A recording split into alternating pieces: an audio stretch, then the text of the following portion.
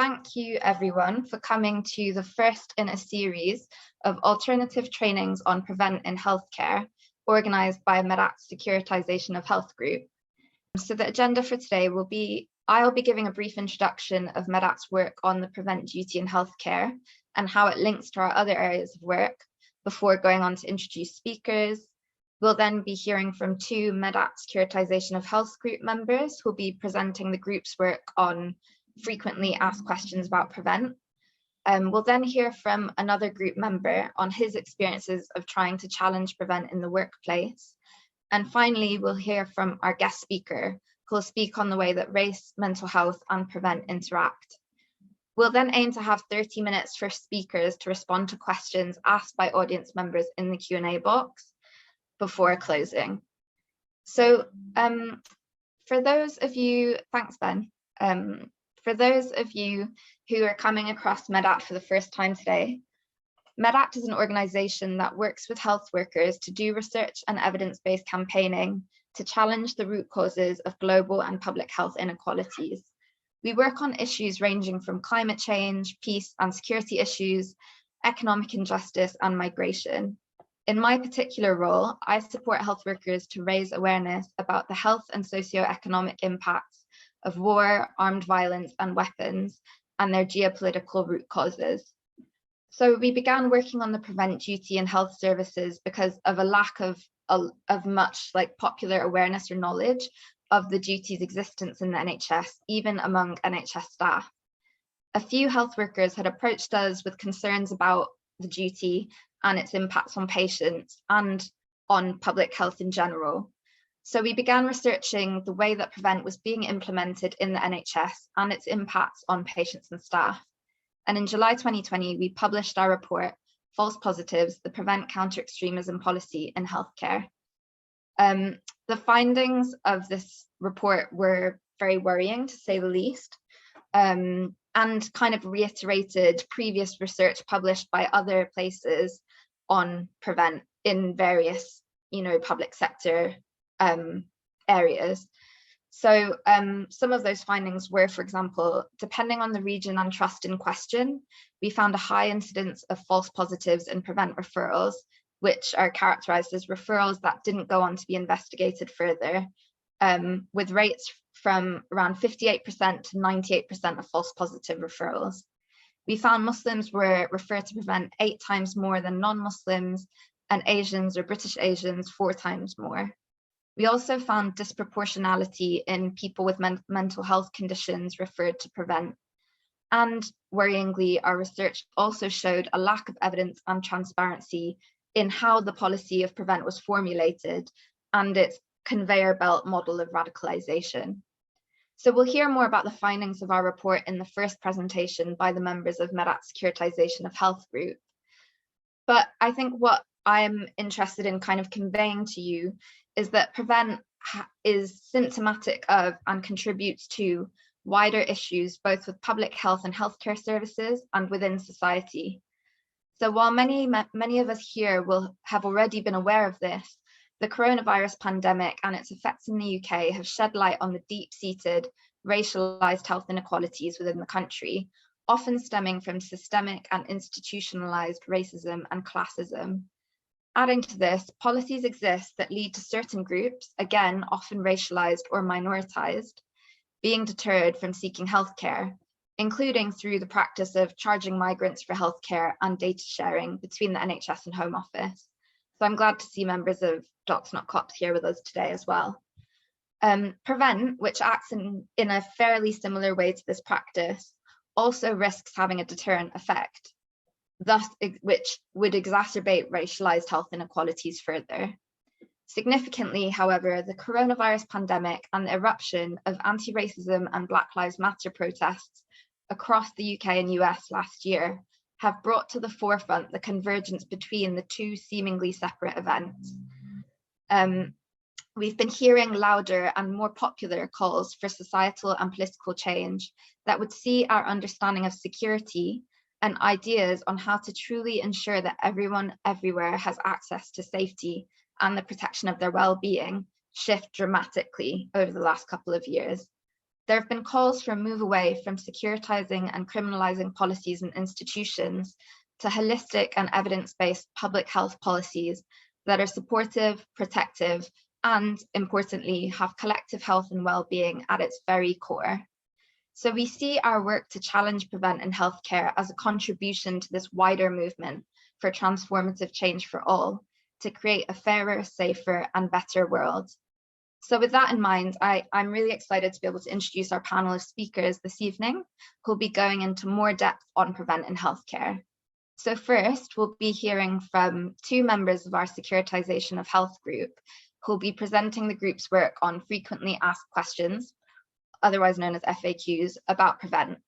So we've got Jordan, who's a cultural and medical anthropologist, whose research focuses on how Islamophobia impacts health outcomes for Muslims in the UK. We'll also hear from Amin, who's a GP in East London and a member of the Securitisation of Health group. Then we'll hear from Marcelo Camus, who will talk on his experience of trying to resist the practice of prevent in his workplace. Marcelo is a social practice artist, creating works of art that uncover social narratives while giving a space for reflection. He worked with the St. Christopher's Hospice for 8 years, creating works that deal with the experiences of end of life and grieving. He's the co-founder and organizer of Social Art Network, which is a UK-wide association of creative professionals dedicated to socially engaged art. He's also the lead artist for the AHCR Fellowship Social Art for Equality, Diversity and Inclusion. And finally, we'll hear from Dr. Tarek Younis, who will be speaking on mental health, race and prevent. And Tarek is a cultural and critical clinical psychologist and currently a lecturer in psychology at Middlesex University. So before we start, I also just wanted to acknowledge and thank those who work with us in the Securitisation of Health group and those we've spoken to along the way as part of Medact's research and further afield, who've been really crucial in contributing to the process of organising these sessions. Because of the very nature of prevent, there are many people within our group, often those who are Muslim or in more junior or precarious roles in the workplace, and or who've had direct experiences of prevent that have left a lasting mark on them. And not all of them feel comfortable to be able to be the face of our work. So just for that reason, I wanted to acknowledge that they have actually contributed a lot and just highlight that prevent does have this kind of chilling effect, and we really do acknowledge that. And this is just a reminder, we'll be shutting the chat box function now, but you will be able to ask questions using the Q&A function at the bottom of your screen, as I described earlier. So, sorry, that was a bit long, but I'll be handing over to Jordan and Amin now. So please do take it away, you two. Thanks so much, Reen. I actually just wanted to start by saying I'm so pleased to see so many people joining us this evening. And also, if there are any of you from Prevent or who feel inclined to report any of us to Prevent, then Reem's the ringleader. She made us do this, and she's the one to go for. But no, as Reem mentioned, there's a lot of us that have worked on this, including, of course, Marcelo, Tarek, Jordan, and Reem, and others that aren't so many others that aren't with us, and I think it's important to honor them by mentioning them, if not in name, at least in spirit. And I guess moving on from that, on a more serious note, I practiced this presentation with Jordan a few days ago, and there was something for me that was missing. So this wasn't planned, but yesterday I decided I needed to say something a bit more personal. So I asked Jordan, and she kindly gave me permission to do so, not knowing what it would be that I would say. But I'm going to go for that now. I'm going to start with a quote, and this is from Aurora Levins Morales. And they said, "The only way to bear the overwhelming pain of oppression is by telling, in all its detail, in the presence of witnesses, and in a context of resistance, how unbearable it is. If we attempt to craft resistance without understanding this task, we are collectively vulnerable to all the errors of judgment, that unresolved trauma generates in individuals. It's part of our task as revolutionary people, people who want deep-rooted, radical change, to be as whole as it is possible for us to be. This can only be done if we face the reality of what oppression really means in our lives, not as abstract systems subject to analysis, but as an avalanche of traumas leaving a wake of devastation in the lives of real people, who nevertheless remain human, unquenchable, complex, and full of possibility. And it's on reflecting on that I decided I need to be as whole as possible myself in this. And I wanted to introduce here 3 reflections, really, personal reflections based on my experiences of engaging in this work, and also a couple of principles involved in this that I've taken from Healing Justice London, another organization I work with. So the first point is on socialization. So outside of a culture of racism and Islamophobia, PREVENT could not exist. It's politically motivated and it's fueled by a suspicion of Muslims. And knowing this helps me to understand how healthcare workers can hold values of non-maleficence, equality, and confidentiality, yet not recognize that PREVENT is masquerading as safeguarding. Are Muslims any less deserving of safety and dignity? We need to get better at holding complexity and multiple realities. Practice using and instead of but. Yes, far-right extremists are referred to PREVENT, and it is Islamophobic. The threat of terrorism is real, and PREVENT needs to end.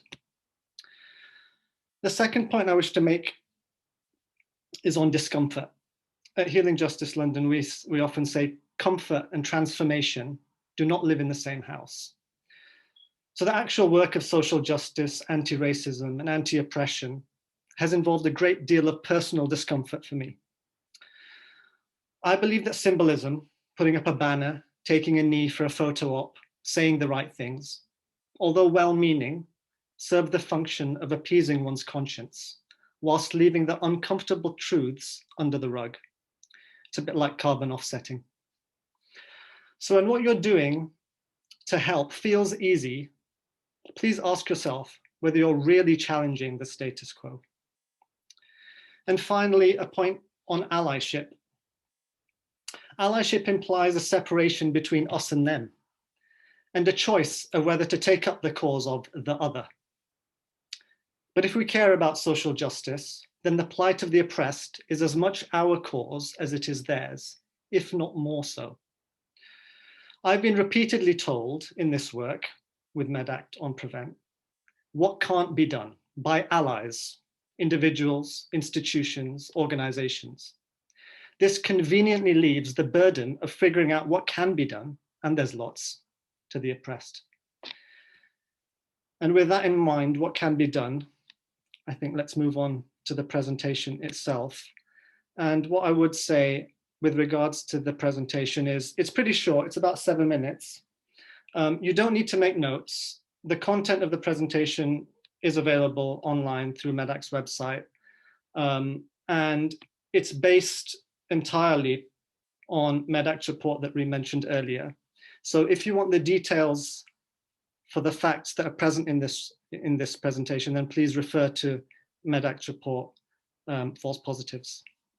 Okay. Yeah, next.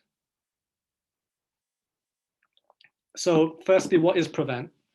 PREVENT's part of the government's counter-terrorism strategy with a stated aim of identifying vulnerability to radicalisation. In 2015, the government extended the PREVENT duty to healthcare and education under the guise of safeguarding, making the UK the only country in the world where healthcare bodies are legally obliged to respond to, quote, the ideological challenge of terrorism. Healthcare workers are now expected to make a speculative assessment, stress on speculative, which involves trusting one's instinct. No one referred to PREVENT has committed a crime. They've simply been suspected of susceptibility to radicalisation. So you might be wondering, what is the evidence for PREVENT? Despite costing at least £40 million a year to implement, PREVENT has no credible evidence base and has never been independently evaluated. Its assessment criteria were based on a single psychological study, and this paper was originally classified and not published in a peer-reviewed journal until 2015. The underlying data set has actually never been published. The Royal College of Psychiatrists asserts that public policy cannot be based on a lack of transparency about evidence and calls for it to be comprehensively published and readily accessible. So, does PREVENT pose professional conflicts? There needs to be a concrete risk of death or serious harm in order to justify breaching confidentiality in the public interest. We know this. If, as the Home Office insists, PREVENT is voluntary and supportive program, the only route to referral should be through patient consent with respect for autonomy. However, PREVENT blurs the distinction between safeguarding and public protection, and this is a really key point, and involves unconscious bias. This, together with state and institutional pressure to comply, means that many, if not most, referrals are made on the basis of very little evidence and without seeking patient consent. The inappropriate breaching of confidentiality erodes trust, compromises the therapeutic practitioner-patient relationship, and discourages health-seeking behavior, particularly in your already minoritized communities. And it also puts practitioners squarely in breach of their professional obligations, GMC guidance, and ironically, the law. So does PREVENT cause harm to people? The government insists that PREVENT deals with all forms of terrorism and does not focus on any one community. However, Home Office leaked documents from 2019 describe PREVENT audiences as British Muslims, particularly males, aged 15 to 39. Although PREVENT did not publish complete ethnicity and faith data, evidence from human rights organizations demonstrates that already marginalized Black and minority ethnic communities are disproportionately referred. This risks worsening health inequalities and is institutionally racist. There is also evidence that a PREVENT referral can exacerbate or even lead to physical and mental health problems. So we see it working on multiple levels there. Does PREVENT keep us safe? So the UN Special Rapporteur on Racism, Xenophobia, and other forms of racism, Ms. Achume, and others, state that there's no causal link between PREVENT and any change of the level of terrorism or extremism in the UK. In 2018, following a visit to the UK, Ms. Achume called on the government to, at the very least, suspend the PREVENT duty and implement a comprehensive audit of its impact on racial equality and on the political, social, and economic exclusion of racial and ethnic minorities, especially within Muslim communities. So, in summary, London Pigeon says, PREVENT has no credible evidence base, has never been independently evaluated, and there's a concerning lack of transparency surrounding it. An inappropriate breaching of confidentiality risks eroding trust, harming the therapeutic patient-practitioner relationship, and discouraging health-seeking behavior. PREVENT disproportionately targets Muslims. The evidence shows that as a policy, it is racist, exacerbates health inequalities, and is a source of physical and psychological harm for marginalized people. There's no causal link between PREVENT and the level of terrorism or violent extremism in the UK. A UN expert on the UK has called on the UK to suspend PREVENT while a comprehensive audit of its impacts is conducted. We believe that we need to collectively create a society in which the sense of safety, dignity, and belonging of all people is protected.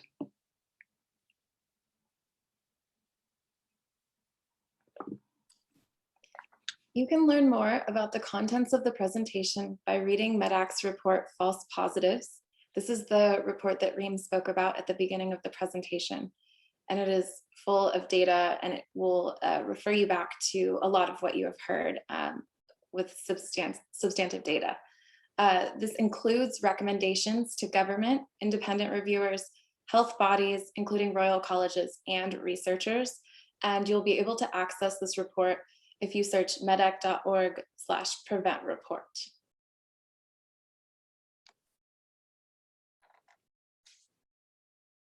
So now you might be wondering, how can we oppose prevent? Medact has 3 things for us to keep in mind that we would call for. The first is we call for the repeal of prevent. The second is we call for the adoption of evidence-based public health policies.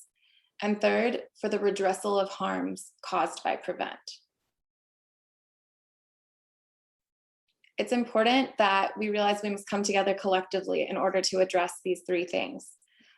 You can support our work if that is something that really speaks to you and seems of interest to you by becoming a member of Medact and by joining our Securitization of Health subgroup. And you can learn more by signing up for our mailing list.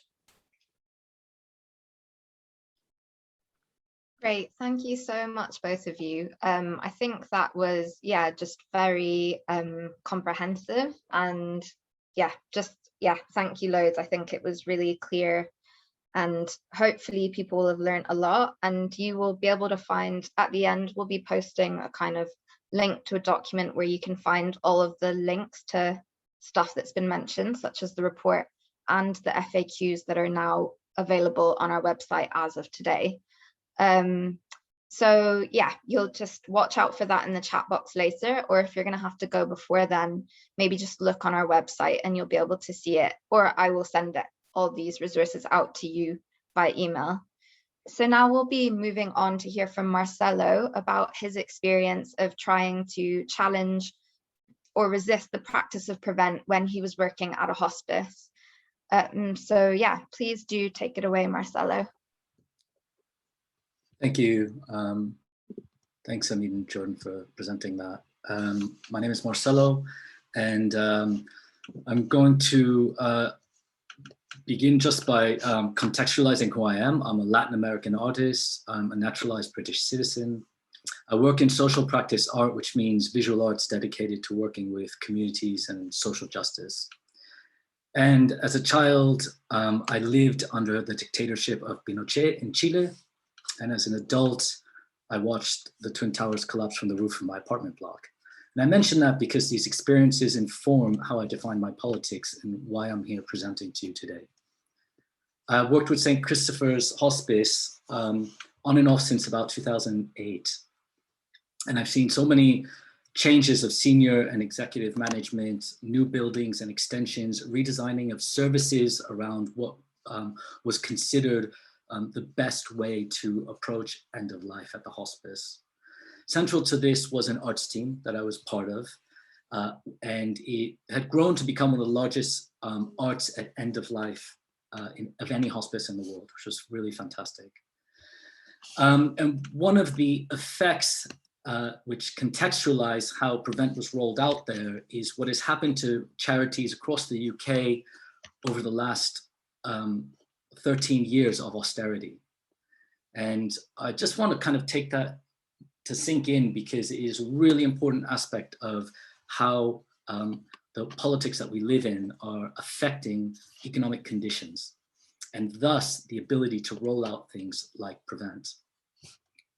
And this has meant that charity organizations like the hospice are forced to rebrand themselves, following what they consider to be their corporate guidelines and visions to create a better turnaround of income.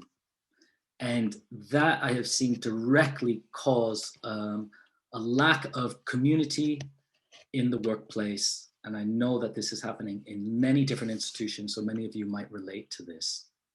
So a kind of more nurturing nature of work is replaced with a really quick turnaround of services.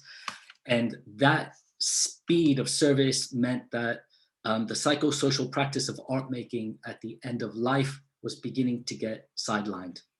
So hiring freezes, job cuts, what I reckon was a lack of leadership, brought a staff of 8 arts team, which included art therapists, music therapists, community artists, as well as 4 students on placement down to 3 staff members. And it was in what I consider to be this really difficult battleground in which the prevent duty was rolled out. Now, it was rolled out without any announcement. It was just one more of the growing mandatory trainings that were added to the staff workload. Staff, like you know, at most of the organizations you work with are over capacity. So they just go through these trainings without thinking about them because there's so much to do. This is also part of the problem. Now, outside of my work at the hospice, I also helped develop something called the Social Art Network. It's an alliance, a mutual aid group of artists and organizations across the country dedicated to socially engaged practice. And because of my work there, I was familiar with Prevent. I had read articles about it. I had seen work developed around it. I had seen challenges around it, particularly in education. So when Prevent was rolled out at the hospice, I avoided it. I didn't do it, and I let it chase me until it caught up with me. When it did catch up with me, I used my research skills and to collect lots of information that I thought could make the case about why it was problematic. And I presented this to an interim line manager that was there at the time. Somebody who had never managed teams before. I will also say that I was part of the Equality and Diversity Committee at the hospice, something that I had been doing on my own as a practitioner, was trying to develop more diversity initiatives at the hospice because generally there were some strong issues of unconscious bias at the workplace. It was very difficult to bring this up at the E&D group, and that's partially because the Equality and Diversity group at the hospice was included, and often the loudest voices at them were senior management. That made it very difficult for employees who might be more directly affected by issues such as Prevent to speak up, especially people from multiple mixed ethnicities. So we had a meeting of the E&D group with just staff of mixed heritage that felt that they could openly speak more freely. And that was really important to kind of create that safe space. We had to do that, imagine, behind the back of the actual E&D group. And at that meeting, when we talked about Prevent, it was brought up that not only had previous staff dropped out of the E&D group for not being able to address or acknowledge issues around race and ethnicity, but also the staff were not comfortable bringing this up. So as a Latin American, with the education that I have, with the skin tone that I have, with the experience that I have, I was exercising my privilege to be able to bring this conversation to senior management. And I absolutely think it's important to declare that here, because I mentioned that to staff that did not feel that they had that privilege, but were comfortable to back my statements. So I went to senior management and I said that I would not do the Prevent training, and I outlined the reasons for it. I collected research articles about it. I did not come empty-handed. I did not just say, hey, I don't want to do this, I don't agree with it. I really did my work around why. And I was met with what I term here a real misuse of language. Because the Prevent duty was, quote, a training requirement from the CCG. It was mandatory for all staff. And furthermore, if I didn't do the training, it would end in, quote, disciplinary measures. And this is all I was met with constantly. I was never engaged in a true, honest conversation about Prevent. I found this incredibly difficult. And this is not the first time I had seen or heard of this happening. I'm going to offer you the example of Ansprache, which is the language that denies choice or responsibility. If you haven't heard of that before, I welcome you to search the Nuremberg plea, because that's what was used. Office talk, and it's a way of dehumanizing the actual experience of what is happening. So when we say this is just a training requirement and it's mandatory and this and that, you're not actually engaging with the real problem. Very difficult conversations with senior management. I'm sure, as you do in your own workplace, you don't want to rock the boat. It's very difficult. You don't want to be thought of as the problem person. I am somebody that is often a mediator and tries to get along with everybody. So that was a very difficult position to take. It put me incredibly at odds with senior management. It made me incredibly uncomfortable, and they managed it incredibly poorly, in my opinion. I was put in touch with the Prevent Regional Coordinator for NHS England, in which I sent a really polite and extensive email. I attached the articles. I highlighted text in the articles to show why the prevent duty at a hospice was problematic and why I did not want to oblige to enact the duty. I did not agree that the prevent duty worked as part of the total care package at the end of life. I received no answer. The regional coordinator replied to my manager, who then forwarded it to me, thus ignoring the conversation with me directly, and just said that it wasn't the role of the NHS to respond to criticisms, that it was a, again, quote, legal and contractual requirement, and that there'd be no more further dialogue about this matter. So where, as a concerned staff member, do you take these issues? I did speak to a lawyer, and I did learn something that you'd be really interested in, that my personal beliefs are protected under the Equality Act. The lawyer had taken a case on, and the organization had eventually settled, but each case is different. There was no assurances that this would happen. This was all an incredible amount of stress over months while I was still denying to do the training. The deadline to do the training was coming. Disciplinary measures were being threatened to me, and I did not find that I had really long-term much choices. There was also a lot of political changes happening in the country that, in my opinion, were for the worse. And under all of this stress, I decided to do the training while also reporting on it. I did do the training. I collected evidence of all the training questions. I screenshot it all, I collected it, and I saved it.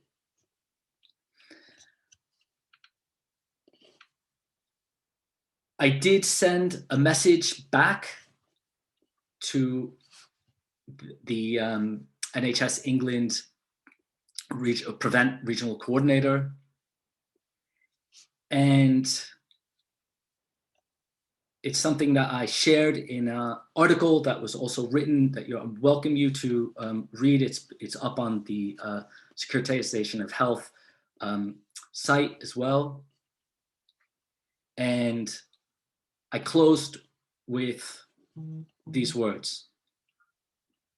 My work with patients at St. Christopher's Hospice has been a powerful testament to the importance of our shared humanity when faced with death and dying. With this in mind, I hope that as an institution, we can be more mindful of the negative impacts of the influence of politics, and especially policies such as Prevent, and mindful of the ways in which we can engage in these issues more holistically, more compassionately, and more effectively. In some ways, I lost my cause at the workplace. I strained working relationships in an effort to see what I believed as a championing of social justice, anti-racism, and actual compassionate care. But what I did find was that there were many people across the country that were in a similar position. At the time, I felt very alone. Actually, I realized, and this training is a manifestation of what happens when people come together and show that there is power in numbers, no matter how small. And I think given the big changes that we've been seeing, the real resurgence of a civil rights movement, I believe that we're on the right side of history. That's my story. I hope it is in some way informative and inspiring to help you think about your position in your workplace. Thanks for listening. Thanks so much, Marcelo. Yeah, it's really difficult to speak on personal experiences like that and to come up against policies that you just fundamentally disagree with on principle in the workplace. So yeah, I just really appreciate you sharing kind of your experience and also your thoughts on it, and those feelings of like isolation. So yeah, just thank you so much. And just a reminder that, yeah, I invite you to ask questions in the Q&A box at the bottom of the screen. Please do feel free. And as I said before at the beginning, you can also ask those questions anonymously through ticking the box that says send anonymously. So finally, we'll be hearing today from Dr. Tarek Younis before opening up the floor for questions through the Q&A box function. And like I said, just if you could just make sure that these are questions and not comments, I'd really appreciate it. So yeah, just please go ahead, Tarek. Great, thank you so much, Liam.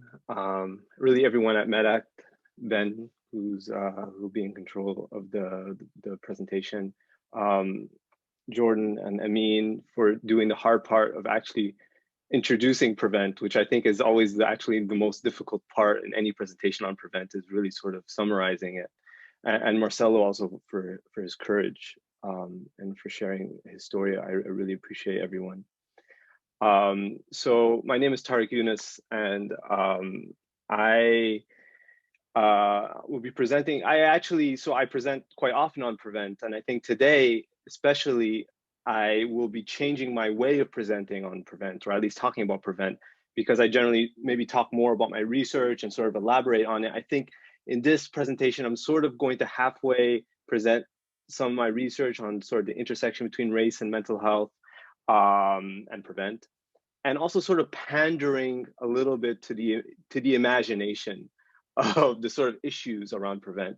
And here, I think one of the things I just want to start off for anyone listening who at all feels anxious or suffocated by Prevent, or any sort of racist policy that they feel they're experiencing in healthcare and otherwise. I just want you to know that we see you and we hear you. And I think this is something sometimes is just not often acknowledged enough. For anyone who does feel suffocated through Prevent, you're not alone. And really what we want to do today is sort of open that up. So I also want to mention, coincidentally, this is actually the second event that I was a part of today on CVE policy. So Prevent is a countering violent extremism policy. There was one earlier today, a very big one, that looked at CVE policies across Europe, and it's called Suspicion, Discrimination, and Surveillance. And that's a really, really big report that I hope to maybe just touch upon as well. You can go to the next slide, please. So I thought today what I would do is start off with some examples very quickly, just to sort of illustrate this sort of intersection between race and mental health and Prevent. The first case is a Muslim woman, a racialized Muslim woman. So when I say racialized, I mean she exhibits a Muslimness. And in this case, she wears a niqab, which means her face is covered except for her eyes. She went to see a mental health professional here in the UK and for trauma. And during the course of the first session, the mental health professional at the end, he sort of smiled and told her, one of the signs of successful treatment will be her ability to take off her headscarf. And immediately then and there, she was incredibly worried about a prevent referral. That's one case. The second case has to do with a BME. These are all original cases that came from my research, by the way. I had about 24 cases, and many of them that I can't publish just simply because their stories are too revealing. One is a BME staff member, racialized Muslim. He got a phone call from what I believe was a mental health professional seeing a patient. The patient started wearing a kufi, which is this garb that you put on your head. He called the staff member as a chaplain. So it's a Muslim chaplain. So the mental health professional called the Muslim chaplain and said, hey, this guy, one of my patients put on a kufi. I'm wondering if that's a sign of radicalization. To which the chaplain responded, I'm wearing a kufi. Another case example has to do with a racialized white GP woman who was seeing a patient. The patient came in wearing very long sort of garb, long beard, and they had a good rapport. So he randomly just started talking about the fact that he was considering homeschooling his children. Obviously, in today's day and age, that's probably far more the norm than the exception. But the moment he said that, she immediately thought, oh, is this worthy of a prevent referral? To which she stopped asking any questions. She didn't want to talk about it anymore. She just sort of changed the subject. There's a case of a racialized minority psychiatrist. She told me about a very powerful case, actually, of there was a racialized white adolescent girl who was being severely abused at home. So she was experiencing severe domestic abuse. She had eventually at one point converted to Islam, which raised suspicions in the mental health team. But then when she put on the headscarf, the team started prioritizing the potential that she is becoming radicalized, and actually her domestic abuse became secondary to the actual case. And finally, there was a racialized Muslim psychiatrist who told me about the case of a white man who's going around beating homeless people on the street in the spirit of that homeless people, he wants to sort of eradicate them. He wants to just get them off the street.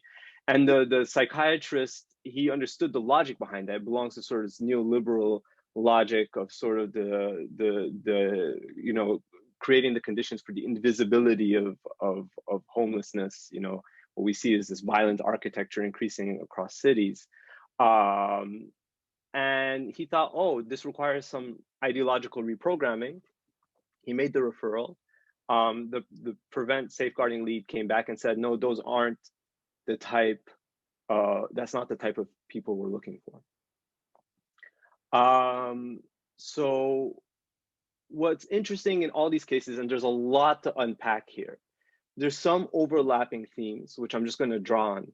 One thing that's very significant to me is just the nature of the impact of prevent in the intersubjective space. When it comes to the space between the healthcare professional and the patient, you see the nuances that's coming out of these cases. They can't be quantified. It's very difficult to grasp. You think about the white female GP. I mean, she immediately just stopped a line of questioning that doesn't go into the statistics of prevent. She never made a prevent referral, but the very fact that the prevent duty exists had immediately penetrated the intersubjective space, and it was a highly racialized interaction, right? So if you think about the fact that had she seen a racialized white middle-class woman, And a racialized white middle-class woman is just thinking about, oh, I'm thinking about homeschooling my children, right? That would never even operate into the register of prevent.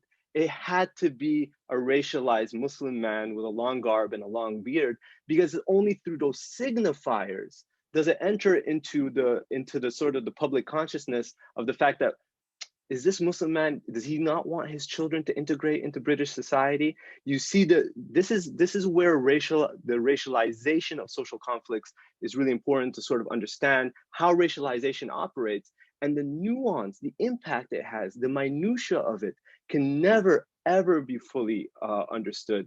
And actually one of the greatest violences that the government is doing in terms of trying to present itself that the prevent is not racist is by simply just looking at the prevent referral numbers. But here, everything I've been drawing upon right now, all of this was a pre-prevent referral. So I'm going to now, next slide, please.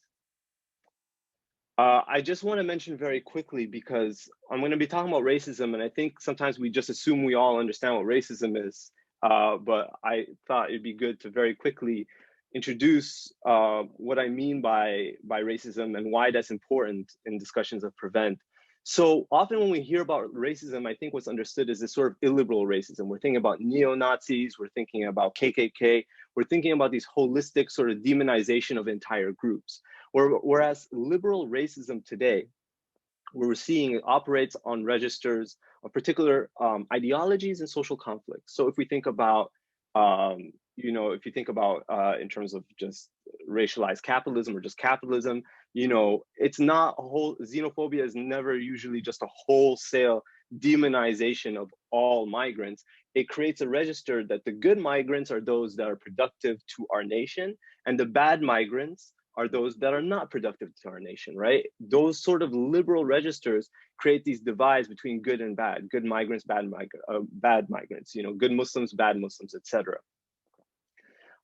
Which speaks to this fact that it no longer operates upon very sort of overtly racist criteria, right? So it's not this illiberal racism, but it hides behind these other registers, to which colorblindness is really important. And here I'm just going to present two very quick examples how prevent and the government actually recognize how race is actually very significant in prevent and what it actually tries to do to address it.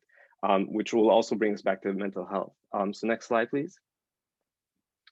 So I'm just going to go ahead to the next slide. The only thing here that I'm just mention very quickly, what's important is we're talking about racialization. And I think there's a very important point to be said here, because often the sort of very common response is, well, Muslims aren't a group, Islam is not a group. What we're saying is that Muslims are racialized according to social conflicts like the war on drugs.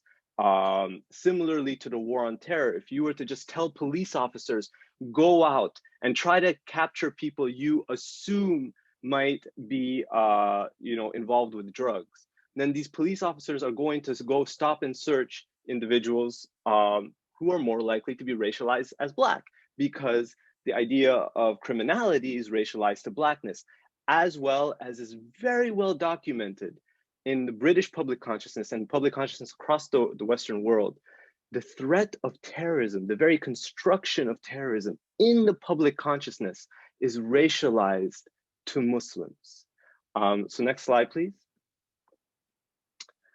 So one way the prevent tries to deal with this is that it erases, it engages in this form of color blindness. And I call it performative color blindness, whereby it's sort of recognizing and trying to erase that association, or at least erase its own accountability for the association between Muslims and terrorism. And in this one training slide, which was sent to me by a racialized Muslim psychiatrist who was very upset, it says, what factors might make a child vulnerable to radicalization? You have 4 factors. Deprivation, I can't read my own slide. Bullying, attending the local mosque, adolescence. And the whole point in the slide is that you're not supposed to check attending the local mosque, right? But in doing so, what is this slide doing? It's sort of raising the significance of a racialized signifier, which is associated with Muslims here and erasing it. Is it local mosque? No, it's not the local mosque. Is it the headscarf? No, it's not the headscarf. So it's recognizing that the public consciousness immediately associates terrorism with Muslimness. And there's a point here of accountability that's really significant in this slide, because even if you were to click attending the local mosque and believe it, you can still go through to the end of the training and get your certificate for Prevent. Next slide, please. And what I've been writing about much more, and if anyone's interested in reading much more about this, you can just, I can share some articles on this that I've been writing. So the rhetoric of psychology, the psychology talk, right? The language of vulnerability is well known to abstract racism. And by that, it sort of diminishes the significance that racialized association between Muslimness and terrorism, because it speaks within the sort of universalized positivist attitude that we all, by everyone watching this, through our shared psychological vulnerabilities, we can all equally be susceptible to radicalization. That's the sort of language behind the training, what you see here, what's behind those behaviors. Talk about family upheaval. If I have family upheaval, if Reem has family upheaval, we're all equally susceptible to radicalization through psychologization of social conflicts. Next slide, please. So to this, there's a number of things that are quite significant, and I think maybe I'll just end on this slide, and hopefully I would have touched on a number of things that we can at least maybe talk about in the Q&A. There's a number of ways in which racism is still increasingly deflected, and in fact is increasingly more so deflected in today's nationalist political climate than it was before. But one is this point that, oh, there's an increased interest in the far right. We can increase the war on terror towards the far right, or the counterterrorism apparatus towards them, you know, after Capitol Hill, etc. It's really important to emphasize that just because white people can get caught in Prevent, or that they can get referred through counterterrorism, that does not make a policy not racist. That's really, really important to understand. Similar in war on drugs, just because they can catch a white drug dealer doesn't make the policy not racist. It just means that their bodies alone, there was no racialized signifiers alone embodied in them that was sufficient to bring it to that level. They most likely exhibited a sort of behavior, a sort of speech that associated them with a far right group. But that's what we're talking about racialization, is that Muslims can very easily just be referred for their perceived Muslimness. And another way that right now mental health is becoming very central is that the largest category of people being referred to Prevent in the latest statistics is 38%. It's mixed, unknown, unclear ideology. And this is so significant for all of us moving forward, because now we're seeing a securitization of the entire psychologized space. Now people who might act strange, but exhibit no or make no reference to ideology whatsoever are being referred for the potential that they may become terrorists in the future. And that is a highly, highly racialized practice. And of course, there's the wider impact. One thing I just want to mention, because I know I have probably less than 30 seconds left. I'm going to check box 2 points. One is the element of coercion, which I hope I can talk about maybe later. And the other is that one thing that Prevent can't do, in fact, which is very, very interesting, but we don't mention enough. If I'm talking about Islamophobia, Prevent by its very work can't recognize that it's Islamophobic. Because one of the things that we know in research is that political marginalization actually leads to political violence. Right? So if people are being marginalized, that might lead to political violence. So in effect, if Prevent were to recognize this, it would be admitting that it might be contributing to the very thing it seeks to prevent. And I think I'll bring in the lived reality of the mother at a different instance. I apologize for speaking so quickly, and I'm sorry, Reem, for going over time.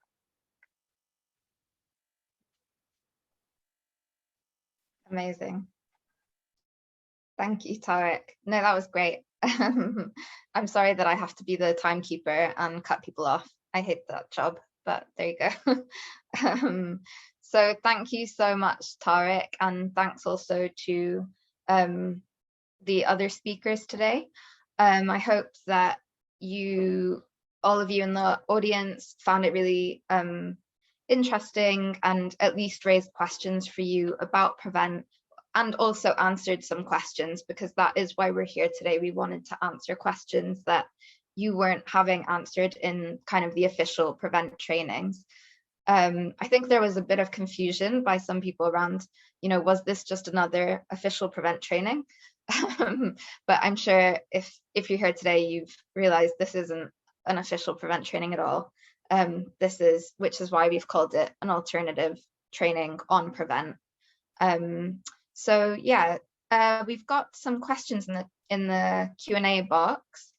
So just to invite you again to put in questions in the Q&A box, which you can find at the bottom of your screen. And I will just start off with a round of 3 questions that I'll put to all of you, and in particular, Tarek and Marcelo, I really invite you to respond to the questions. And I'll respond, and Amin and Jordan, I invite you also to respond where you would like to. So just I'll read out the first 3, and then yeah, please do just say if you would like to answer. So the first question is asked anonymously, of whether there are examples of Prevent impacting on discrimination against healthcare staff. And if any one of you wants to respond in particular, please do. I'll just say from doing our research, so when we were doing the research for the false positives report, we conducted focus groups with health workers across the country, and we did interviews with many health workers and more generally people working in health, like in the broader field of health. And we definitely did come across, like, repeatedly anecdotal evidence of discrimination in the way that Prevent was being implemented, but also in the way that healthcare staff who were raising concerns about Prevent were dealt with by senior management. So we don't have any kind of qualitative data to back that up. We only have anecdotal data, which is often, I think, something that's used by, like, various officials to say, well, you don't have the research, you don't have the evidence, because it's not really possible to get that kind of evidence. But yeah, I just thought, I don't know, Tarek or Amin or Marcelo or Jordan, do you want to come back on that? Or actually, let me just read out the other 2 questions. I said I'd do that. So then another question that was asked was, again, anonymously, specifically to Marcelo, did you find that other colleagues wanted to do the same as you but were too scared? And then we have a question from John Hutchins saying, I'm familiar with the false positives report and also with the claims that Prevent make about mental health disorders and susceptibility to radicalisation. My question is whether Medact has additional evidence to the cases that were included in its 10 case studies, so the 3 case studies included in them, of a causal relationship between Prevent referral and mental health precipitation. So just want to invite you all to come in on that, on any of those questions. Is there anyone in particular who wants to start off? Just unmute yourself. I'm quite happy to answer the question about other colleagues, because I think that it is important to know that there were definitely other colleagues who felt that they felt uncomfortable bringing up the topic in the workplace, and that they could not challenge it. Definitely. One of the things that I spoke about with senior management when I talked about the issues with Prevent was precisely this. I went as a representative that was able to voice or feel that they had the right or ability to sit at the table and voice dissent, and that there were other colleagues that could not. I was told by senior management that they were very surprised that Black and brown employees at the workplace would not feel comfortable challenging some of the safeguarding that was put in place. I'm quoting here. Of course, we know that that's true. We know that that happens in every organization. We know that that's part of what has been developed as the power structures. What is interesting is being able to identify who that is and have those honest conversations and build solidarity around that. Because when I brought it up, other people felt comfortable to say it. Nobody had said it until then. So I think being able to vocalize is really difficult, but is really important, because definitely I found that there were other employees in that same position.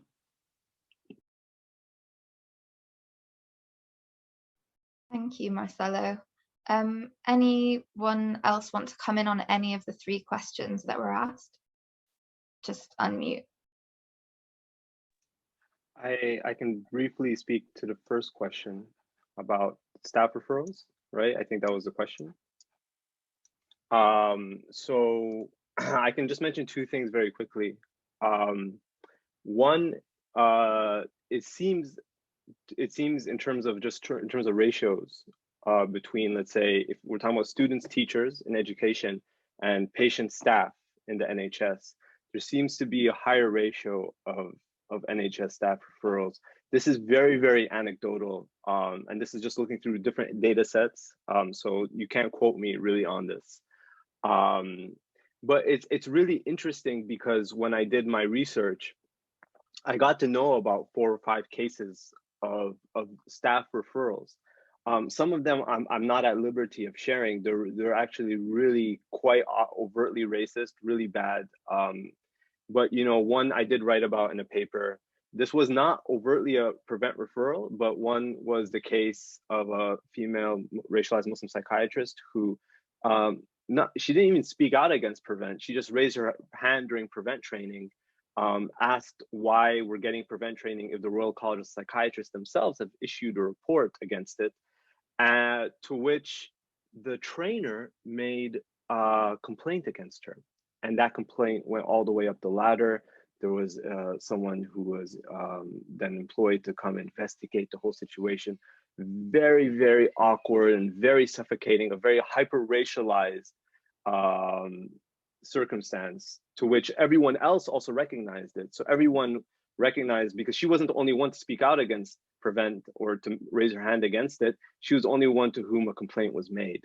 I know of another case of a staff member, to which I can't go into many more details, but apparently I think he made perhaps a racist comment, which was referred to prevent.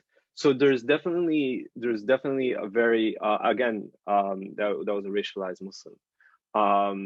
So there's the cases of referrals, but also one of the things I've written about is the sort of racialized self-censorship of Muslim staff in prevent training.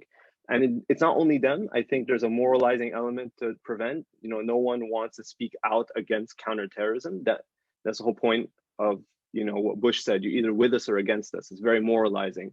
But it was incredibly. It was a very racial. The whole prevent training itself is very racialized, to the point that many staff, until today, I'm still getting people coming to me and telling me I went through prevent training and it was very, very difficult. I kept my mouth shut though, because I can't really speak out against it for what that might entail.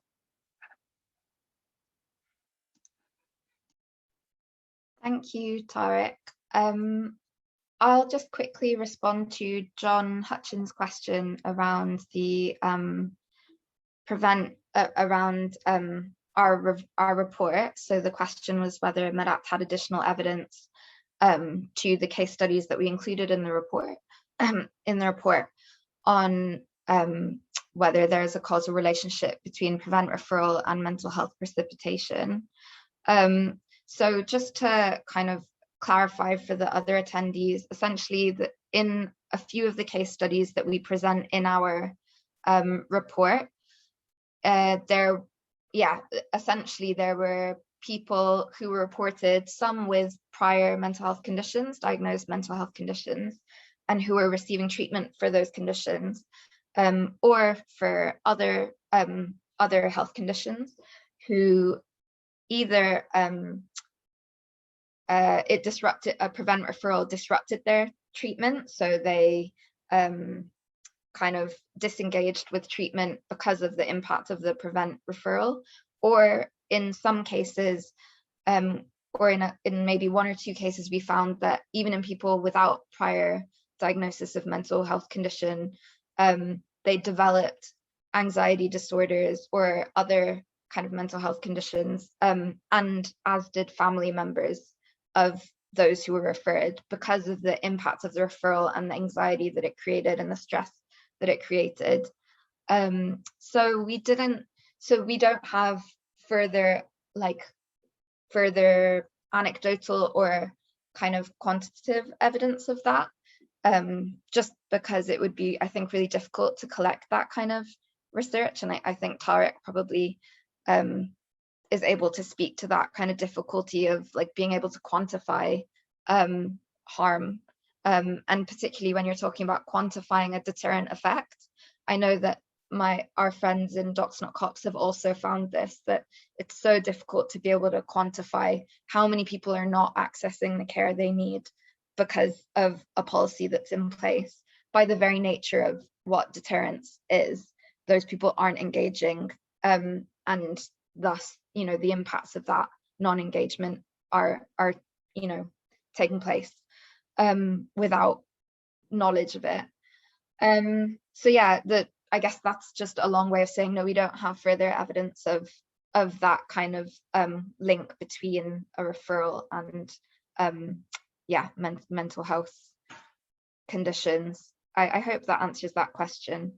Did anyone want to respond to any of the further questions, or shall I go to the second round? Okay, I'll go to the second round.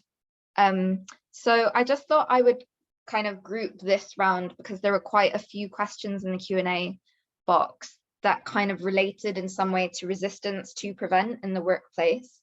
So Roya asked, as a visibly Muslim person, how do I go about sharing the learning from this without raising suspicions and concerns in the workplace? Kitty from Docs Not Cops says, we come across the same rebuttal from NHS Trust with regard to charging.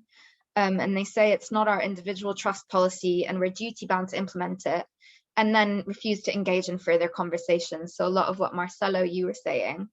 And so the strategies that they've been using to challenge this haven't yet shifted any trust's positions. And so she just asks whether there are any thoughts on the tactics or the tactic of pressuring trusts directly. Anna asked, is there a way to opt out from the training? She says that she's been reported to a head teacher from a colleague just for making comments against prevent in the staff room where no one from leadership was there. And then Amanda, in a similar vein, asked, how can we effectively oppose slipping prevent into safeguarding at work? Yeah, I think those were all kind of, I grouped those all as general, like resistance, opposition to prevent in like those kind of healthcare and I guess educational settings. I wonder if, does anyone have any responses to that? I do, but I would like to hear from you first, if possible. Go on, Amin.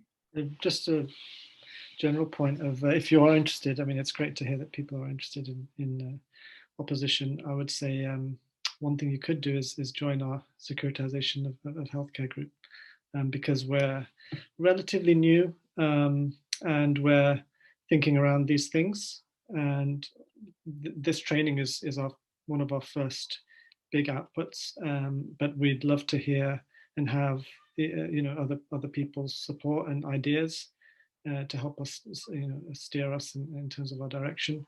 So please, consider joining the group. I think that there's also, we are not different from you as somebody coming into this space of learning and sharing, and when we're all in this together. So although we might seem as experts in the room at this point, actually we are just colleagues. With that said, there's different philosophies on how this should happen, and I think that some of it is about the kind and gentle education of the other to kind of bring them over to understand the challenges here.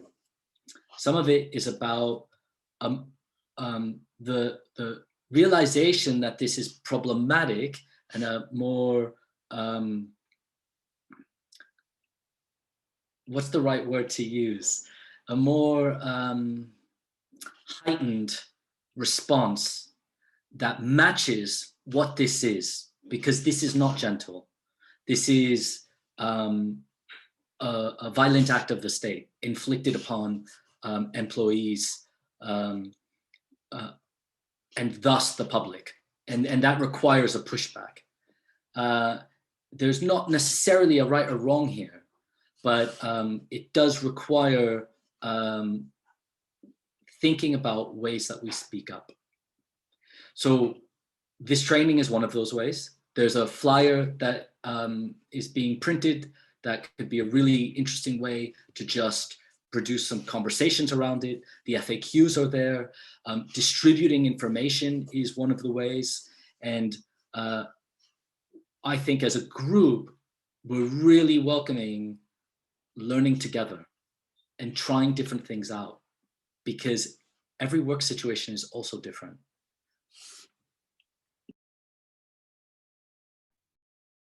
Thanks, Marcelo.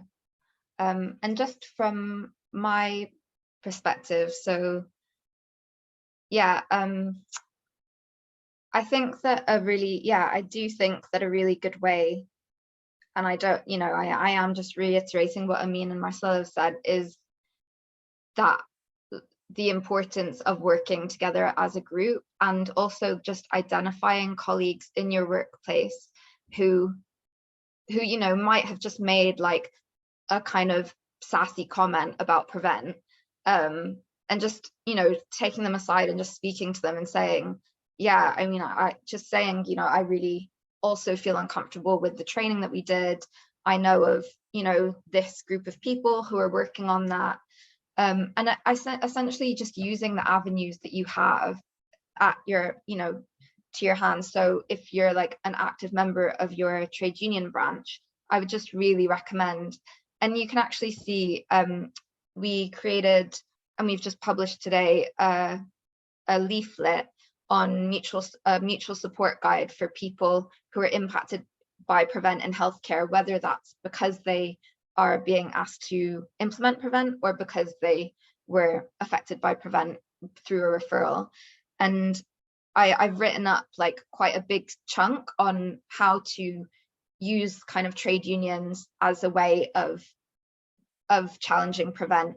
So the initial thing that I wrote, and I don't want to sound like a trade union like rep or something, I'm not a trade union rep, but is just join your trade union before you encounter any issues, whether it's with regard to Prevent or anything else. And I had just like a very interesting conversation with someone who works in a trade union who was just saying, if there's Prevent being really heavily implemented in the workplace, and if workers are being discriminated against in the ways that they are being dealt with by senior management, it's very likely that there's other forms of discrimination happening in that workplace. And I hadn't, even though like I know that in theory, I just hadn't really put that together. And so she was just saying, I really recommend that then you start looking at racism within the workplace and as a broader issue, and start challenging that and include Prevent within that and include the duty within that. Because yeah, unfortunately, when things become a legal duty, it's just so difficult to challenge it. And I personally wouldn't recommend challenging it necessarily on an individual level if you haven't reached out to others, just because you put yourself at risk and you end up potentially being really disheartened and demotivated by your experience. So like, yeah, I'm just really glad that Marcelo, you know, you came to us and we're able to like work together after your experience of trying to challenge it in the workplace.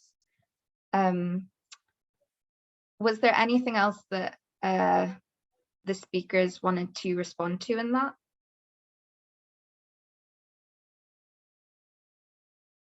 No? Okay, great. I might just take one more question and then we're going to have to end.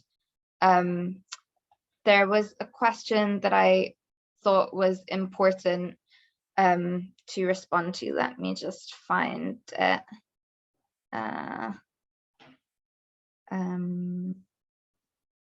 Sorry. So someone asked anonymously, how do we ensure that young people are not psychologically impacted by the prevent policy? How do we reassure them that their identity is not the issue, but that it's these policies? And yeah, I would just like to maybe like ask Tarek and potentially Amin to respond. And also, yeah, I'm very sorry, there were a lot of questions in the chat box, which I love. And it just shows that there is just a lot of thought going into, you know, the impacts of prevent. And yeah, I'm sorry that we haven't been able to get to all the questions, but I wonder, yeah, Tarek and or Amin, do you want to respond to that? Just quickly, and then we have to wrap up. I don't have a quick answer to this. I definitely do have an answer to this. I don't know if Amin has anything he'd like to say. There's a point I think that's very important for me to make about Islamophobia and about the othering of Muslims, especially in increasingly nationalist politics, but it's always sort of existed in the history of Western civilization, really, which is something that's sort of really well documented historically. Muslims have been otherized. I mean, the experience of Muslims across the global north and the otherizing of Muslims across the global north has been sort of a long-standing occurrence. If we think about the sort of wider integration debates which existed even before 9/11, right? There was already questions across the Western society: where do Muslims belong? Do Muslims fit into, you know, into the sort of into our civilization, liberal democracies, whatever. So what Prevent and the War on Terror has done, it's not introducing this conflict. It's in a way securitizing long-standing, let's say, integration debates. So, right, you know, before, if questions of integration were, you know, if you want to belong to this country, you better act like us, you better believe like us, right? Now it's, if you don't integrate, you're a potential radical. So that's what we mean by securitizing. So when we're talking about how to protect these youth, when we speak with youth and we talk with people, you know, a large portion of the Muslim community doesn't know about Prevent. But, you know, I've spoken to, let's say, a mother who's so worried when her son goes to travel, you know, the experience that he might have in the airport, because there's what we call, I like a term called affective surveillance. There's this embodied experience of being otherized that's already recognized within the atmosphere, right? And I think when we're trying to say, how do we counter Prevent from doing this? Prevent is only legitimizing these prejudices, right? Prevent is creating a duty around our worst fears that people might otherize us, people might racialize according to certain signifiers in the War on Terror. But other countries, like the policy document I just brought out today, you know, Muslims feel otherized in countries where there is no Prevent duty, right? You take Quebec, you take Denmark, you take any other place, you don't need the Prevent duty for it. Prevent is just legitimizing that. And I think that's really one of the issues at hand. It's not only just about abolishing Prevent, right? We really do want to abolish Prevent, but in a way we have to look past Prevent, you know, and speak to the wider discourses of nationalism, you know, et cetera, which in effect do otherize non-white populations in the British imaginary. But I can speak a little bit more to that. You know, if we want to protect our youth, I think we need to bring it back to community, as Marcelo was talking about, as Reem was talking about. We have to bring it back. You know, the best way to protect our youth is to not let them go through these things alone, to know that there is a community that sees them and hears them. And, you know, there's so many civil community groups that are there for them. And really, we need to be raising our children to understand that they're part of a community, irrespective of what they're going through. They're not going through it alone, and there's people there for them. I think that's really important. I'm afraid that's it for the Q&A. We will go over by about 5 minutes, so I hope that people are able to stay an additional 5 minutes. But thank you all. Thanks so much to our speakers. I really, really appreciate you taking the time out, especially, you know, today is the first sunny, warm day in a while. So thank you so much to the speakers, and thanks so much to the attendees as well. I'm really heartened by the fact that there were so many questions in the chat box. And yeah, it just makes me feel optimistic about healthcare, the people who are working in health, and also for our ability to kind of challenge racism and yeah, just challenge racism in healthcare and in society more broadly. I just wanted to invite Jordan, who, as I said before, is one of the Securitization of Health group members, to come in at this point and just say a few words about why you should join our group, if possible. Thanks, Reem. So we do hope that if you did feel compelled by learning what you did today to join a group, that you would consider joining ours. We feel very strongly, which has been communicated over and over today, that it is only together that we will be able to make any meaningful change, and that PREVENT will only be repealed when there are thousands of people who work in health coming together to collectively call for this meaningful change. And so that is why we would call on you to join us in this work. I've found being in this group to be really powerful in terms of sharing ideas and building community around something that everyone feels very passionately about, and that has a huge effect on, you know, the way that you feel you can move forward to make meaningful change. So again, if you do feel like you'd like to work toward ending racist policies in the NHS, this is perhaps a really wonderful place for you to build community. Thanks so much, Jordan. So you should be able to see, as I said, the link in the chat box that has a document taking you to a list of different links. And yeah, register to that follow-up event if you're able to. And this includes as well a link to join the Medact and the Securitization of Health group mailing lists, and a link where you can find the Securitization of Health group's frequently asked questions, which formed the basis of this presentation that was given earlier by Jordan and Amin. So that was just published today. So that's a completely new resource, and we'll be sharing that also on social media and stuff. Please do also share it with your colleagues. In that FAQs page, you can also find a link at the bottom to the short mutual support guide for workers and others facing PREVENT in the workplace or affected by PREVENT that I mentioned earlier, and I really hope that that will be helpful. If you're unable to make our meeting next week but would be interested to take part in future, please do email me on medact.org, and you will be able to, you'll have my email address from other communications I've had with you, and I will follow up on this event anyway. And for those who are interested in staying updated about our work on PREVENT and other forms of policing in health, you can sign up to the Securitization of Health mailing list, like I said. And thank you once again for coming today. Please do sign up to the mailing list to keep up to date on future events. And you can also sign up to be a member of Medact by paying as little as £1 a month. And we're only able to do the work that we do through the support and dedication of our members. So I just wanted to say a huge thank you to everyone here who came here today, and also to the people who've put in so much work. There's been so many emails, especially, you know, during the pandemic, the amount of work that we've done has been really incredible, and I've really enjoyed working with the Securitisation of Health group. So yeah, thanks everyone.